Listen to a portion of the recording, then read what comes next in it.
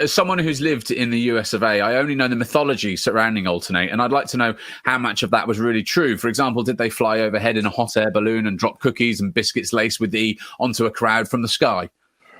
The mythology bit was, it started off with John McCready, who's like the press guy for Network, and he saw us. We turned up at the building where Network was, called Stratford Place, in my Mini, and I pulled up in front of the building, and I could see them all in the window, and I went forward, and then I reversed, and then I went, and then kept doing this for about 15 minutes, and they all just stood really bemused, and they kind of realised what a pair of idiots we were. So they said, right, we can roll with this and make up some silly stories. They made loads of different little stories about, because there was a spate where people were having their air horns taken off them by bouncers. So they made like pocket ones. Disco biscuits were real biscuits for the hungry raver.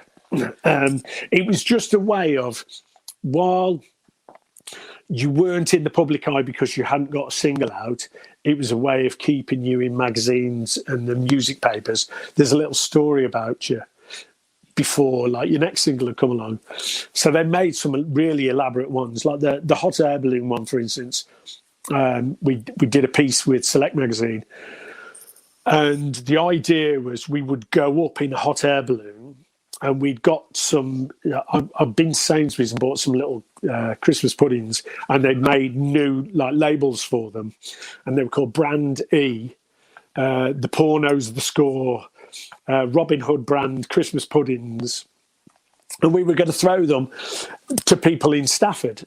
Someone, before we actually started it, said, wait a minute, that's going to turn into a projectile missile by the time it reaches the ground, and you're going to cave someone's skull in. So I thought maybe that's not a great idea. And the weather was too bad anyway, so we never made it off the trailer. You know, there's photos of us, and we're stood in the basket, which is on the trailer. The photographer's on the floor shooting up at us with the sky behind us. So it looks like we're in a hot air balloon. We're in the basket, but we're still on the trailer on the ground. And then we drove to Stafford and tried to give away Christmas puddings in the centre of Stafford. But if you ever have a geezer wearing a chemical warfare suit walk up to you with a Christmas pudding, it's not one of these. And all the housewives are like, no, sorry. And we couldn't give them away. Brilliant. Was stuff like this, you know, like KLF, for instance, you know, burning the £1 million, whether or not that actually happened or not, I have no idea. But was it you and KLF and acts like that just trying to find a way to stand out in a crowded market?